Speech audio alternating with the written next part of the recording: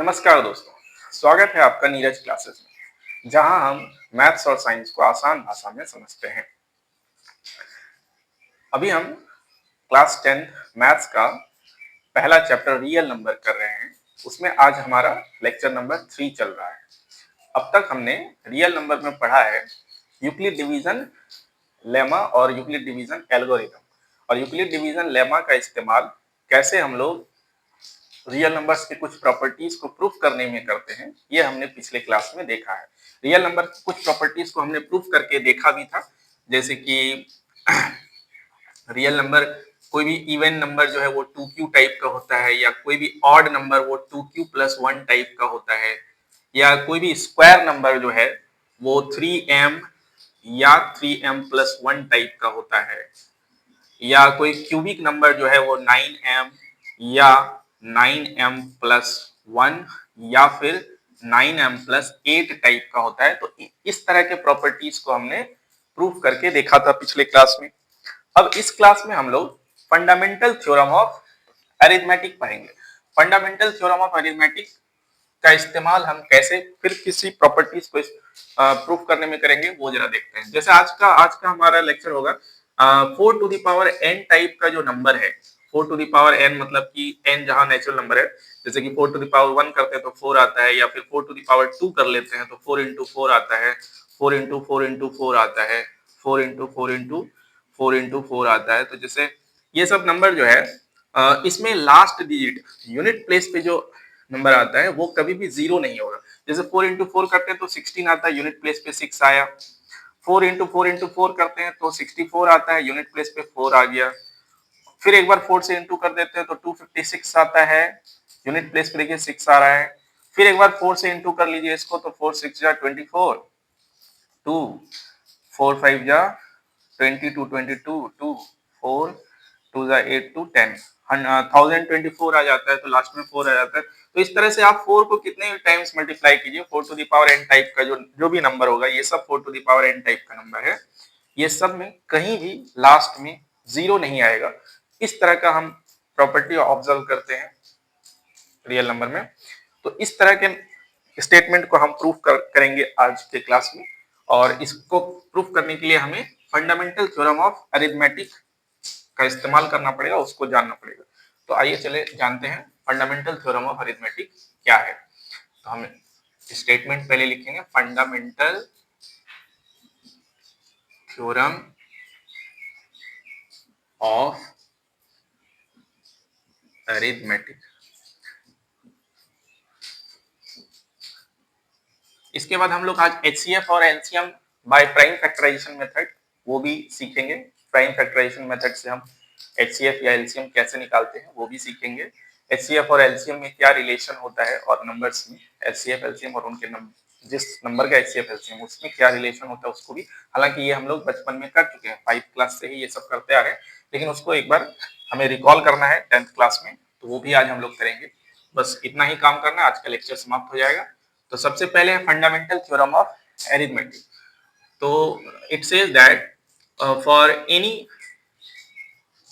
Positive integer, any positive any integer लिख लीजिए, any integer greater than 1, any integer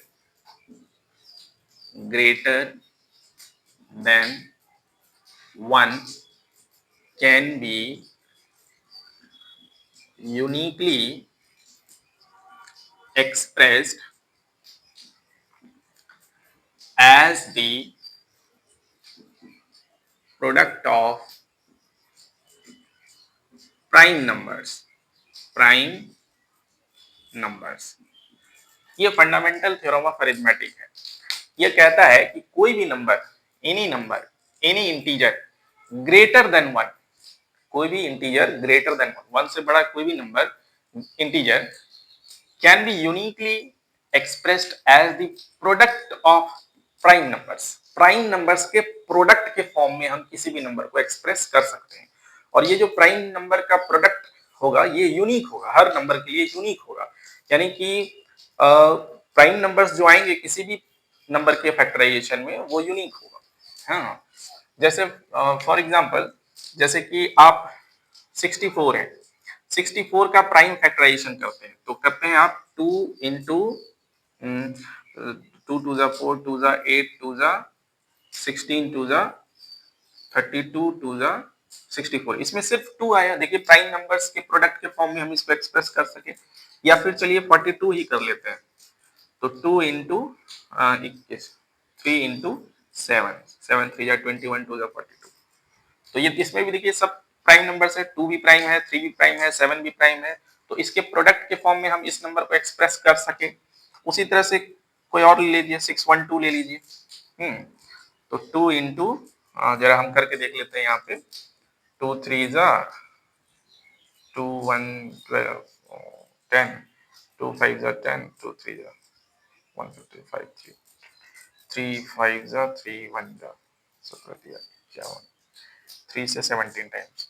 तो 2 into 2 into 3 into 3 into 70 हम ऐसा लिख सकते हैं। ये प्राइम फैक्टराइजेशन करना हमने बचपन में ही सीखा है। हाँ, तो 612 can also be expressed as the product of prime numbers। 2 into 2 into 3 into 3 into 17 देखिए सारा प्राइम नंबर्स है, सारा प्राइम नंबर्स है। प्राइम नंबर हम लोग समझते हैं, 2 होता है, 3 होता है, 5 होता है, 7 होता है, 11 होता है, 13 होता है, 17 होता है, 19 होता है, 23 होता है एंड सो ऑन। ये सब क्या है? प्राइम नंबर्स है। हाँ, तो इन्हीं नंबर्स के कॉम्बिनेशन के फॉर्म में हम, प्रोडक्ट के कॉम्बिनेशन के फॉर्म में हम किसी भी नंबर को एक्सप्रेस कर सकते हैं जो 1 से बड़ा नंबर है। कोई भी इंटीजर ग्रेटर देन 1 हम उसको प्राइम नंबर्स के प्रोडक्ट के फॉर्म में लिख सकते हैं। और ये जो प्राइम फैक्टराइजेशन होगा किसी भी नंबर का, वो यूनिक होगा। जैसे 42 में 2 एक बार आ रहा है, 3 एक बार आ रहा है और 7 एक बार आ रहा है। तो अब इसका प्राइम फैक्टराइजेशन में कोई दूसरा प्राइम नहीं आ सकता, 2 3 7 ही आ सकता है। इसके अलावे कोई कहेगा कि नहीं हम 42 को 5 इंटू समथिंग करके लिख देंगे, एक प्राइम नंबर 5 हम इसमें इंसर्ट करना, तो 5 इंटू समथिंग करके हम 42 लिख पाएंगे। तो ये यहाँ कोई प्राइम नंबर आपको नहीं मिलेगा। उसके बाद अगर कोई चाहेगा कि नहीं हम 11 इंटू समथिंग करके कोई दूसरा प्राइम नंबर यहाँ लगा के 42 बना सकते हैं, ये संभव नहीं है, ये संभव नहीं है। तो इसमें जो भी प्राइम नंबर्स अभी आपको दिख रहा है, यही प्राइम नंबर से सिर्फ 42 बन सकता है। इनके अलावे कोई प्राइम नंबर इसमें नहीं आ सकता है। तो that is the uniqueness of this theorem. ये थ्योरम में जो सबसे मेन पंच है वो है यूनिकली एक्सप्रेस्ड। हाँ, कोई भी इंटीजर जो है greater than 1 can be uniquely expressed as the product of prime numbers. तो ये जो प्राइम नंबर्स इसमें आते हैं, यही प्राइम नंबर्स से 42 को एक्सप्रेस कर सकते हैं, यही प्राइम नंबर से 64 को एक्सप्रेस कर सकते हैं। यानी कि 64 को अगर हम चाहें कि नहीं हम इसमें कोई दूसरा प्राइम 5 और 3 का इस्तेमाल करके, 5 और 3 का कॉम्बिनेशन बना बना के 5 इंटू 3 इंटू 3 इंटू 5 कुछ ऐसा करके हम 64 बना लें, संभव नहीं है। या 2 और 3 का ही इस्तेमाल करते हुए हम 64 बना लें, ये संभव नहीं है। इसमें सिर्फ 2 आ रहा है, हर बार क्या आ रहा है? 2 आ रहा है। तो इसके प्राइम फैक्टराइजेशन में सिर्फ 2 आ रहा है। तो 2 के अलावे और किसी भी प्राइम नंबर से ये डिविजिबल नहीं है। 2 3 और 7 के अलावे और किसी भी प्राइम नंबर से ये डिविजिबल नहीं है। 2 3 और 17 के अलावे और किसी भी प्राइम नंबर से ये डिविजिबल नहीं है। That is the uniqueness of this theorem. तो ये थ्योरम हम लोग समझ गए। अब ये थ्योरम अगर हम समझते हैं, मानते हैं कि हाँ सही है थ्योरम, एक्चुअली ये प्रूफ हो चुका है। ये प्रूफ हम लोग अभी नहीं करना है, ये प्रूफ 11 12 में फिर कभी आएगा इसको प्रूफ करने के लिए। तो अभी बस हम लोग थ्योरम के तौर पे इसे पढ़ लेते हैं, थ्योरम समझ लेते हैं। हाँ, कोई भी नंबर जो 1 से बड़ा है इंटीजर, वो प्राइम फैक्टराइजेशन उसका किया जा सकता है और वो प्राइम फैक्टराइजेशन उसका यूनिक होगा। इसको अगर मानते हैं तो अब हम लोग एक स्टेटमेंट को प्रूफ कर सकते हैं। जैसे अभी हम एग्जांपल दिए थे कि चलिए क्वेश्चन लिख लेते हैं। Question, check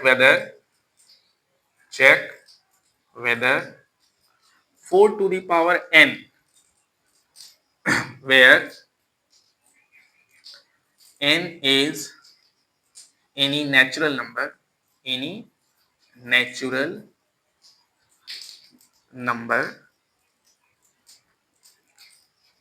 can end with the digit 0. Check whether 4 to the power n, where n is any natural number, can end with the digit 0. 4 to the power n type का कोई भी नंबर है क्या वो कभी जीरो से and करेगा, क्या उसके लास्ट में कभी भी जीरो आएगा, ये चेक करना है, आएगा या नहीं ये हमें बताना है, चेक करके बताना है। तो चलिए इसका सॉल्यूशन करते हैं। देखिए 4 to the power n type का जो नंबर है, अगर उसके लास्ट में कभी भी जीरो आना है, कभी भी उस नंबर के लास्ट में लास्ट डिजिट जीरो आना है, तो वो नंबर, कोई भी नंबर जिसके लास्ट में जीरो है, वो पक्का है कि 5 से डिविजिबल होगा। तो 5 से डिविजिबल होगा यानी कि उसके प्राइम फैक्टराइजेशन में एक प्राइम नंबर 5 होना ही चाहिए, एक प्राइम नंबर 5 होना ही चाहिए। तो जरा इसका प्राइम फैक्टराइजेशन करके देखते हैं क्या उसमें 5 आता है या नहीं। अगर उसमें 5 आता होगा तो यानी कि 4 to the power n type का नंबर कभी ना कभी डिविजिबल होगा ही, वो डिविजिबल होगा 5 से, यानी कि वो उसके लास्ट में जीरो होगा। लेकिन अगर इसके प्राइम फैक्टराइजेशन में 5 नहीं आ रहा है तो इसका ये मतलब होगा कि ये कभी भी जीरो से लास्ट नहीं करेगा। तो हम लोग स्टेटमेंट कुछ इस तरह से लिख देते हैं, if 4 to the power n where to end with the digit 0, where to end with digit 0, it would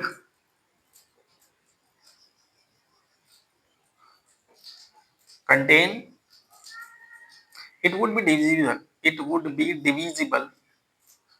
divisible by 5 if 4 to the power n were to end with digit 0। 4 to the power n, जहां n कोई भी natural number है, वो सवाल में दिया हुआ है, इस टाइप का नंबर अगर were to end with digit 0, अगर ये डिजिट 0 से समाप्त होना है, 0 से लास्ट करना है, इसके अंत में 0 होना है, तो it would be divisible by 5, तो यानी ये 5 से डिविजिबल होगा। That means, that is its prime factorization, its prime factorization should contain, must contain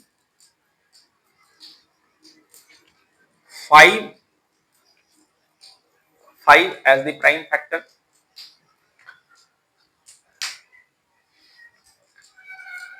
तो अब हम लोग जरा देखते हैं कि इसमें 5 आता है कि नहीं prime factorization. But 4 to the power n equals two, अगर फैक्टराइज करते हैं तो ये हो जाता है 2 into two the power n, मतलब इसमें सिर्फ 2 आ रहा है। 2 कितनी बार आ रहा है, 2 बार आ रहा है, तो हम 2 को 2 भी लिख सकते हैं, और ऊपर पावर n है तो इनटू हो जाएगा, वो पावर इनटू हो जाता है, तो टू दी पावर 2n लिख सकते हैं। यानी कि ये टू दी पावर समथिंग है, यानी कि 2 into two into two into two इस टाइप का नंबर आएगा। इसका फैक्टराइजेशन में सिर्फ एक ही प्राइम नंबर आ रहा है, वो है 2। हाँ, but 4 to the power n equals two the power 2n contains only 2 as its prime factor, and hence uniqueness of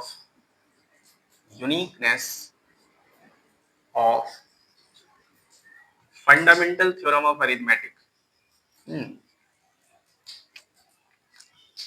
fundamental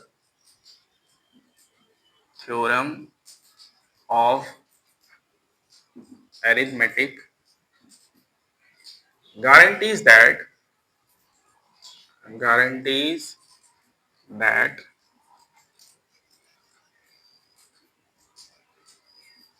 it will never contain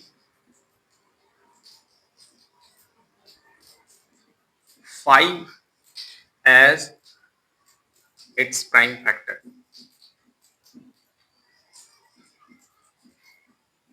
हम अभी प्राइम फैक्टराइज करते हैं इसको, तो हम देखते हैं इसके प्राइम फैक्टराइजेशन में 2 आ रहा है, तो यानी कि हम इसको 2 के फैक्टर्स के फॉर्म में एक्सप्रेस कर सकते हैं 4 टू द पावर n को। तो जब 2 आ रहा है, अभी हम जो फैक्टराइज कर रहे हैं, तो इसके प्राइम फैक्टराइजेशन में सिर्फ 2 आ रहा है, तो ऑब्वियसली चाहे कैसा भी नंबर हो ये 4 टू द पावर n, वो कोई भी फैक्टराइज करे वो 2 के अलावे और उसमें कोई दूसरा प्राइम फैक्टर नहीं आ सकता।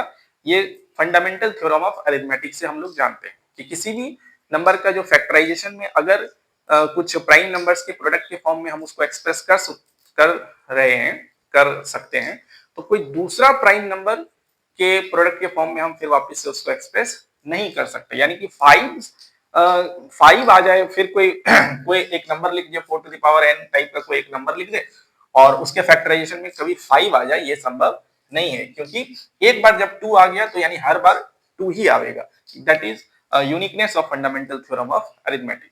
तो uniqueness of fundamental theorem of arithmetic guarantees that it will never contain 5 as its prime factor. 5 इसमें प्राइम फैक्टर यानी कभी नहीं आने वाला, सिर्फ 2 ही आएगा, हर बार 2 ही आएगा।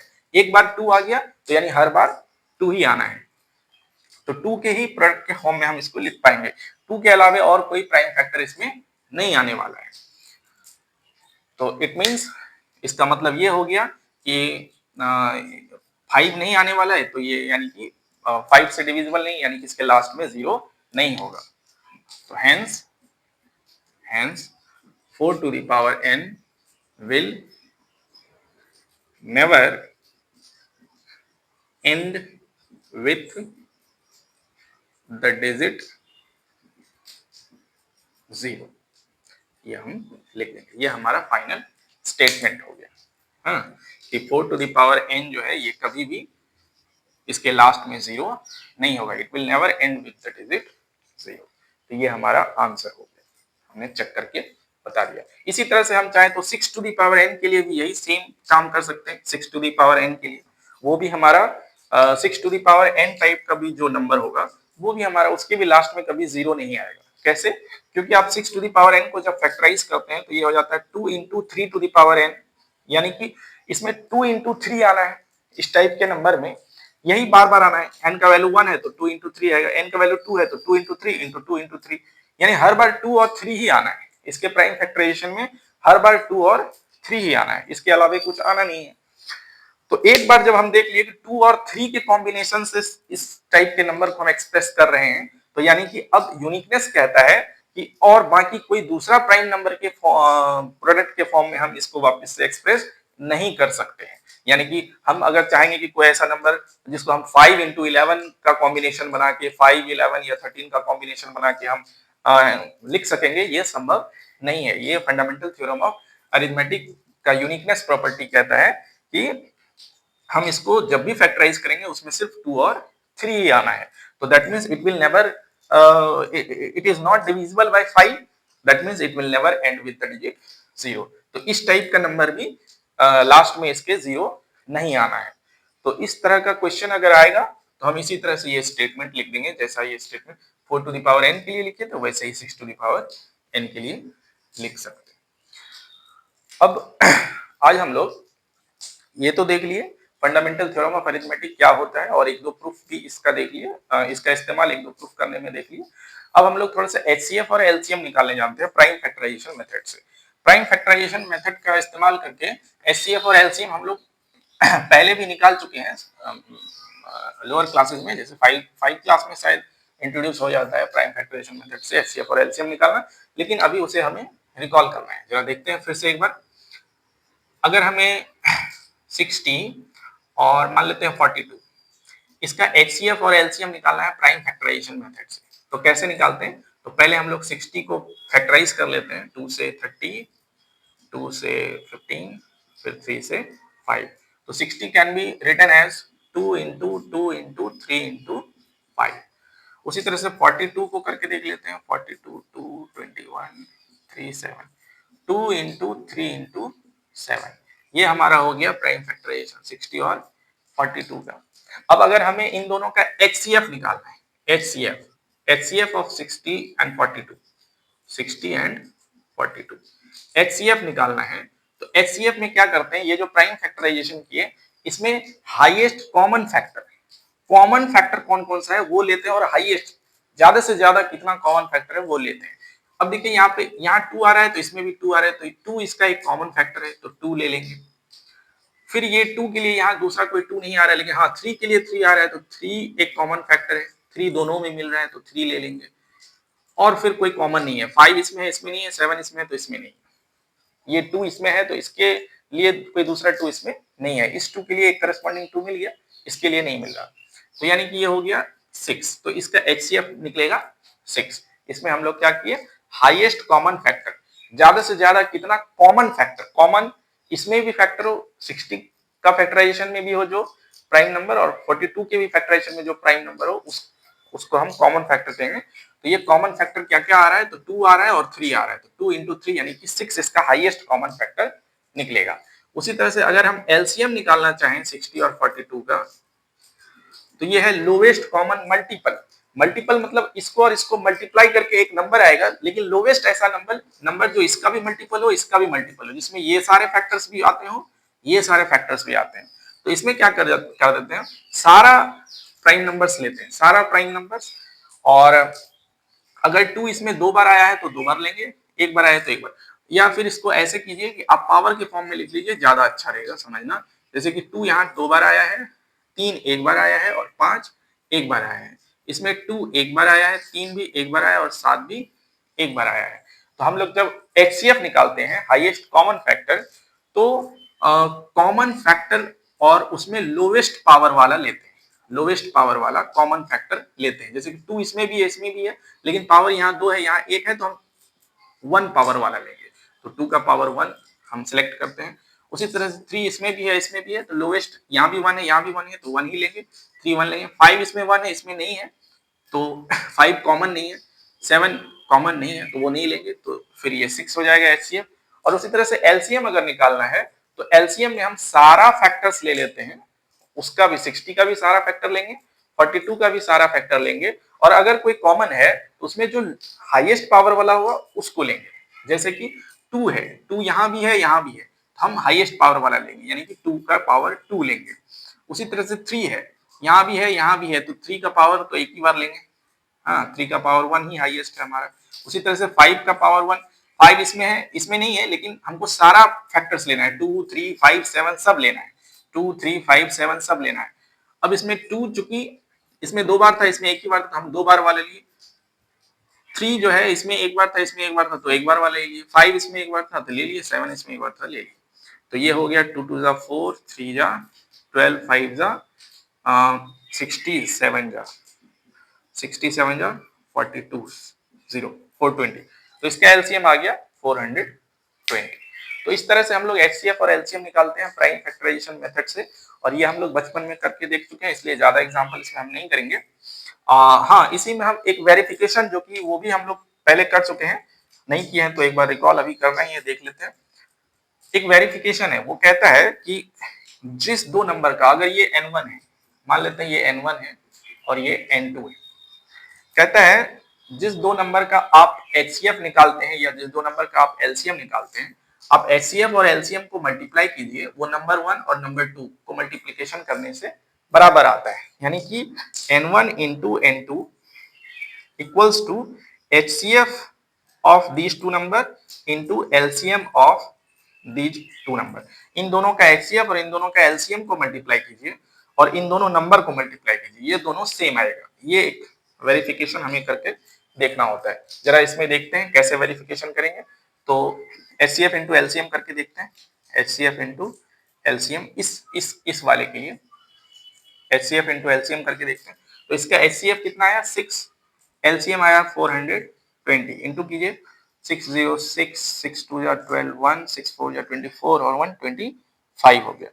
और N1 और N2 करके देख लीजिए, N1 इंटू N2 यानी कि 60 इंटू 42 करके देख लीजिए, 60 इंटू 42, तो ये तो 0 आ गया, 6 2 या 12 1 6 4 या 24 और 125, देखिए सेम आया 2520 2520। तो यानी दोनों नंबर को इंटू करके जो आता है, उन दोनों नंबर का HCF और LCM को इंटू करके भी वही आता है। तो ये वेरिफिकेशन करके देखना, ये भी हमारे सिलेबस में है। तो अब हम एक्सरसाइज 1.2 एक्सरसाइज 1.2 को भी कंप्लीट बना सकते हैं, उसमें बस इतना ही था। अब अगले लेक्चर में हम लोग फंडामेंटल थ्योरम ऑफ अरिथमेटिक को आगे बढ़ा के एक और थ्योरम बनाएंगे अकॉर्डिंग टू एनसीईआरटी, वो 1.3 थ्योरम नंबर 1.3 है। तो 1.3 क्या है थ्योरम, वो हम लोग देखेंगे अगले क्लास में, और उसका इस्तेमाल फिर हम लोग √2, √3, √5 इस तरह का नंबर, इरेशनल नंबर होता है, कैसे इसको प्रूफ करने में करेंगे उस तरह के।